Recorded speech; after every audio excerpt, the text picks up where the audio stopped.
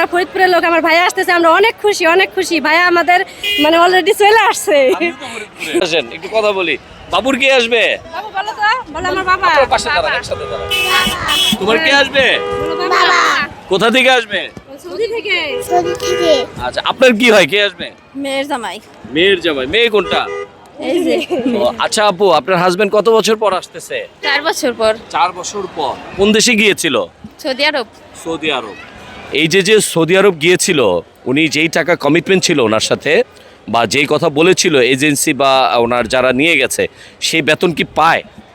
সেই বেতন পায় মোটামুটি আর কি। ভাই কেমন আছে ওই দেশে? আছে ভালোই। আলহামদুলিল্লাহ ভালো আছে। হ্যাঁ আচ্ছা, ওই যে চলে আসে, একটু কথা হ্যাঁ বলেন। ভাইয়া। হ্যাঁ আচ্ছা বললো, এখন কোথায় আছেন? হ্যাঁ জি আমরা ফরিদপুরের লোক, আমার ভাইয়া আসতেছে, আমরা অনেক খুশি। ভাইয়া আমাদের মানে অলরেডি চলে আসছে। তাই না? আপনাদের ফরিদপুর? এই যে আমার হচ্ছে সদরপুর, আমিরাবাদ। কোন পাশে যাবো? হ্যাঁ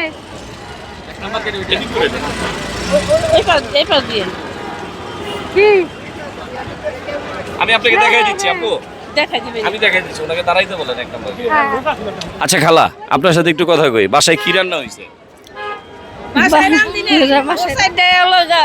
আসার কথা ছিল। আপনি কি হন? আমি ছেলের মা। দুই বিয়ে একসাথে, একটু পাশাপাশি দাঁড়ান। আচ্ছা, এই যে শুনি প্রবাসে গেলে নাকি ছেলেরা শাশুড়ির ভক্ত হয়ে যায়, এখন দুই বিয়ে একসাথে আছে। তা আমরা দুই বোনের মতোই, বোনের মতোই আমরা। তো যদি মনে করেন ছেলে একটা শ্যাম্পু নিয়ে আয় বা একটা জায়নামাজ নিয়ে আসলো, তো দুজনে কি করবেন? দুজনে ভাগ করে নিব। আপনি একবার নামাজ পড়বেন, আপনি একবার পড়বেন। এটাই তো প্রবাসী ভাইদের শান্তি। আত্মীয় করলে আত্মীয়র সাথে যদি ভেজাল লাগে তাহলে তার আত্মীয় থাকলো না। আরেকটা কথা, জায়নামাজ যে আনতে হবে সেটার তো কোনো কথা নাই। না। ছেলে সুস্থ মতো আমার ছেলে আসছে তাড়াতাড়ি যান। আলহামদুলিল্লাহ, আল্লাহর কাছে হাজার শুকর। আসসালাম। কোন দেশে থাকেন ভাই? সৌদিতে। কত বছর ধরে আছেন? আমি 9 মাস আসছিলাম, আগে ছুটিতে আসছি। 9 মাস? জি মাত্র 9 মাস ধরে সৌদি আরব আপনি? জি। 9 মাস পরে ছুটিতে কেন, কিভাবে? অসুস্থ হয়ে পড়ছিলাম। হ্যাঁ, অসুস্থ হয়েছি। ও অসুস্থর জন্য আসছেন। কি কাজ করেন? এখানে ভিসার অফিসে। ভিসার অফিসে? জি। এটা কোন ধরনের ভিসা? এটা হচ্ছে আপনার বাইরে আমেরিকান, ইটালির যে ভিসাগুলো হয় সৌদি অ্যাম্বাসিতে। আচ্ছা, সৌদি এম্বাসিতে। ওকে, সব মিলে কেমন আছেন? ভালোই আলহামদুলিল্লাহ। সৌদিতে এমনি বর্তমান পরিস্থিতি কেমন? সৌদিতে বর্তমান পরিস্থিতি তেমন ভালো না, বাট যারা পুরাতন আছে তাদের জন্য ভালো, নতুনদের জন্য ভালো না। নতুনদের জন্য কি হয় আপনার? নতুনদের জন্য আপনার ফ্যামিলির মাধ্যমে বা কোনো আত্মীয় স্বজনের মাধ্যমে গেলে ভালো, আর যদি কোনো দালাল ধরে যায় সেই হিসেবে তাদের জন্য এখনকার পারফেক্ট হবে না। যারা দালাল ধরে যায়, হ্যাঁ, তাদের জন্য ভালো হবে। তাদের সাথে কি হয় একটু বলতে পারবেন? এই নিয়ে যাবে আপনার 3 মাসের যে আফসারগুলো হয় এগুলো ধরায় দিবে, তারপরে আর আকামা দিবে না। পথে পথে ঘুরাইবো? পদে পদে ঘোরাইবে, বিভিন্ন কাজে দিবে, আপনার দিয়ে কাজ করাইবে, বাট আপনার যে বেতনগুলো আছে তারা নিয়ে যাবে, আপনার আর কোনো টাকা পয়সা দেব না। হায়, তাহলে তো বিশাল সমস্যা। যারা নতুন করে যেতে চাচ্ছে সৌদি আরব, কি বলতে চান তাদের জন্য? তাদের জন্য আমার জানার মতে ভালো হবে না যাওয়া, যেটা ভালো হবে না? জি না। আত্মীয় স্বজন যদি নিয়ে যায়? আত্মীয় স্বজনের মাধ্যমে গেলে যে ধরেন বড় ভাই থাকে, দুলা ভাই থাকে, বা আত্মীয় স্বজনের ভিতরে যদি যাওয়া হয় সেদিক থেকে ভালো হবে। দালাল এজেন্সি সমস্যা? জি না, দালালে গেলে সমস্যা। ওকে ওকে। সৌদি আরবে কত লোক আছে এরকম বসে রয়েছে রাস্তায় ঘুরে? এর কোনো হিসাব নাই, লক্ষ লক্ষ লোক আপনার রাস্তাতে গেলে পাওয়া যায়।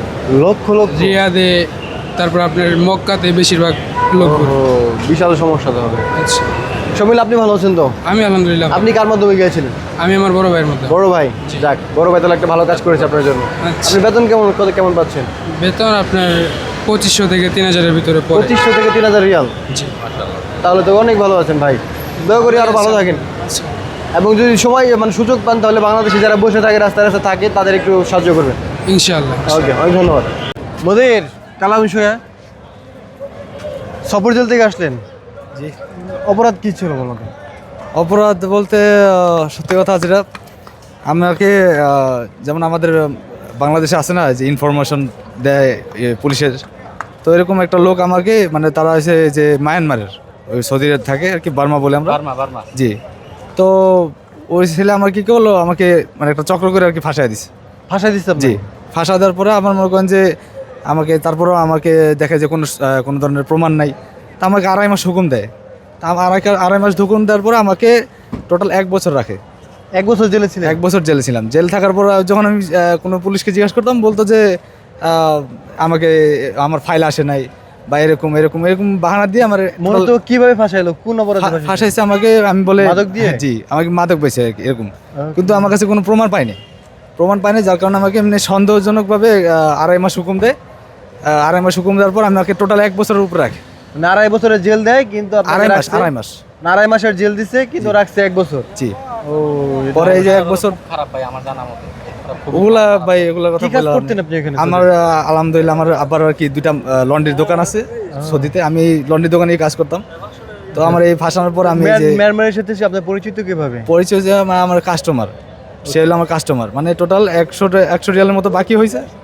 তো ওই বললো যে আসবে, আসার পর আর কি এমনি আসে না 2 মাস পর এসে আমাকে টাকা দেওয়া যায়।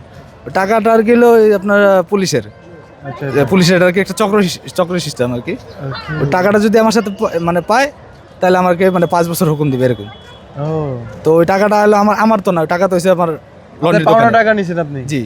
তো পাওনা টাকা নিতে গিয়ে মূলত ফিসে গেছেন? জি, এরকম করে আর কি ফাঁসাই ওরা তো দিচ্ছে আর সৌদি কি। স্টাইলে চলে, এই মানে বার্মা সৌদি স্টাইলে চলে। পরে মনে করেন যে আপনার এই টাকাটা দেওয়া যায়, টাকা দেওয়ার পরে আমাকে পুলিশে গ্রেফতার করে, কিন্তু না টাকা পাইছে না আমার সাথে কোনো মাদক পাইছে। তারপরেও কি আমাকে ধরে নিয়ে গেছে কেন, আমি বলতেছি যে আমি মাদক পেয়েছি। পরে এরকম করে বার্মা মনে হয় পুলিশটা বলছে, যেটা মাদক বেচে তুমি 100 টাকা দাও, আমি ওইটা ওর কাছ থেকে মাদক কিনে নিয়ে আসি, দেখবা। এরকম হতে পারে। মাদক আপনার হের কাছে ছিল, আপনার 100 টাকা দিছে, মাদক ওর কাছ থেকে নিয়ে দেখাইছে পুলিশ, এই যে দেখো মাদক নিয়ে এলাম তার কাছ থেকে, 100 টাকা তার কাছে আর খুঁজলে পাইবা। পর আপনার কাছে আইসা খুঁজছে, কিন্তু টাকা পাই নাই। টাকা পাই নাই। টাকা তো আমার হচ্ছে লন্ড্রির দোকানের, তো ওই টাকা তো চলে গেছে ওই দোকানে, আচ্ছা, আমার সাথে তার পাবে না। তো টাকা পাই নাই, এমনি কোনো ধরনের মানে প্রমাণ নাই, যার কারণে আমার আড়াই মাস হুকুম দেয়, কিন্তু 1 বছর রাখছে। 1 বছর পর আমার এই যে এখন। না, এটা তাহলে অন্যায় করছে, অনেক অন্যায় করছে সৌদি। ঠিক আছে।